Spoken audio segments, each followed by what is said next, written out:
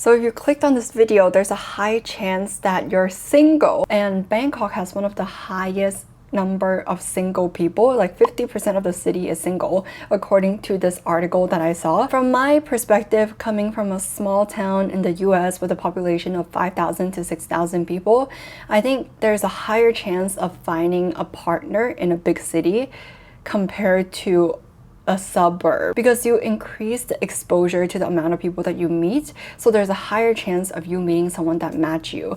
And nowadays there's a lot of digital nomads. People come and go, especially in a big city, but if you use a bit of strategy, you can actually find a partner. Lately, I've been trying to give my friends dating advice, even though I'm not an expert, but I want to share with them because I used to be quite single, but after moving to Thailand 4 months later, I met my current boyfriend. We've been together for almost 2 years. Before I met him, I was basically super single and low-key lonely during that 4 months before I met him. Meeting him made my Thailand experience better, and it makes me feel more like home because he's here.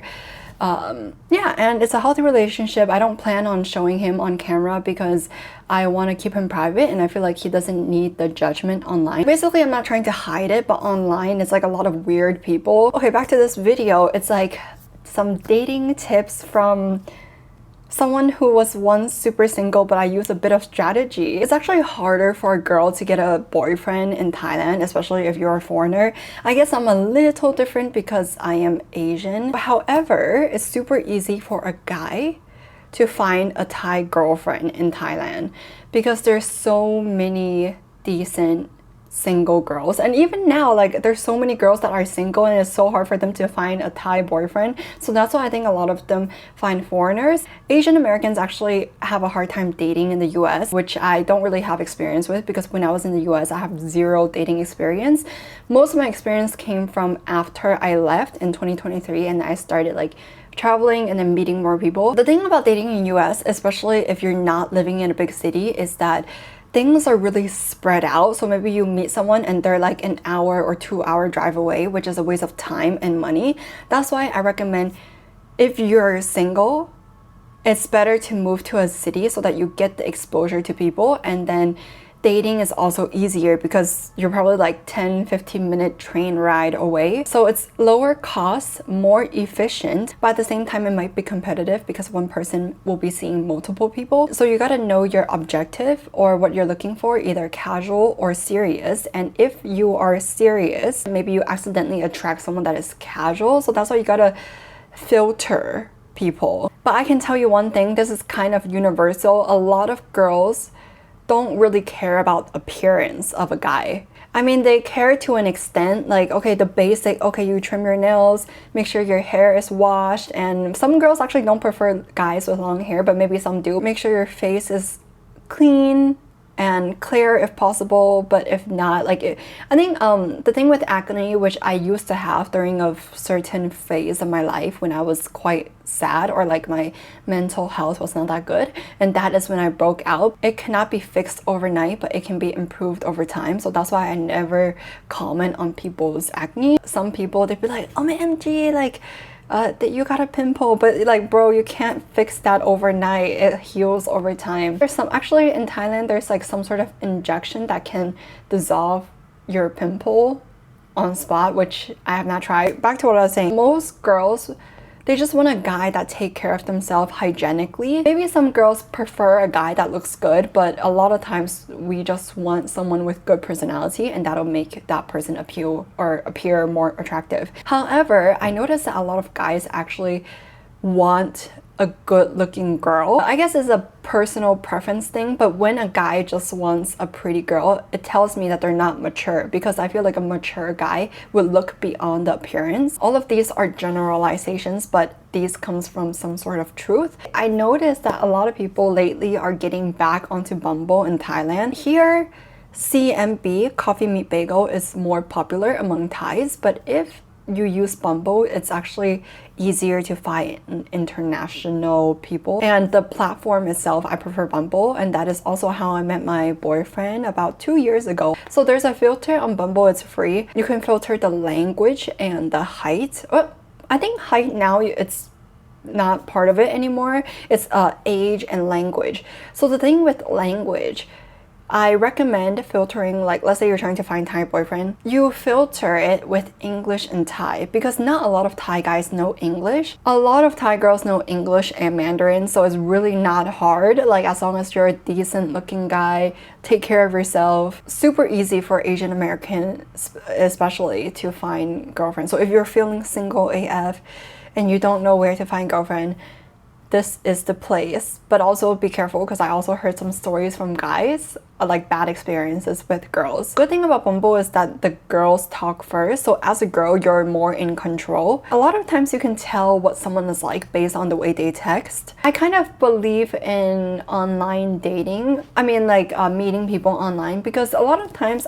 for me, I always knew that I would meet my boyfriend online before I even met my current boyfriend, because I am introvert and I don't really go out basically, so the only way for me to meet someone is online. I wouldn't recommend you purposely joining clubs just to meet people, because maybe you don't even like that club that you're at, but you're just there to meet people, so then you maybe end up people that you don't vibe with. For my case, I feel like the chance of me meeting my ideal type in real life is really low, so it's higher chance that I would meet that person online, and I did. We're kind of in the area of digital nomads and people come and go, especially in a big city. That's why it's always good to have a home base, so that you can tell people, oh, I am based here, or at least you have somewhere to go back to. When I had that traveling phase in my life and I tell people that I'm just traveling one way, it comes off really unstable, so then the people that you attract will also be unstable. That's why you attract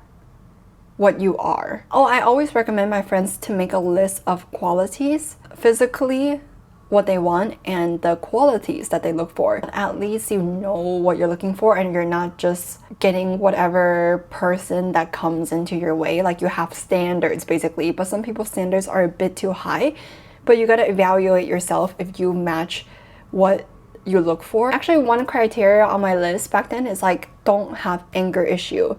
Because I don't have an anger issue, why would I want someone that has anger issue? I don't want to take care of nobody. So that's why you got to become the person that you write on the list in order to attract that person that you want. My life motto in terms of dating is like, if you don't like me when I'm crusty, don't like me when I'm glowed up. Okay, this is the ironic part, because everyone wants someone who is the best version of themselves. At the same time, I want someone who is part of the growth and not when I'm already growed. Even with my boyfriend, he met me when I was low-key crusty, and at the time I had 3,000 followers on IG, which numbers don't mean anything, but at that time basically I was kind of not where I want to be, but I want someone who is there to grow with you. So everything that I'm saying in this video, you don't have to implement, but if you think, oh, it kind of makes sense, then you can think about it. But I just want to share my perspective and opinion. If you're a guy and you want to date a girl here, I'm not sure how you would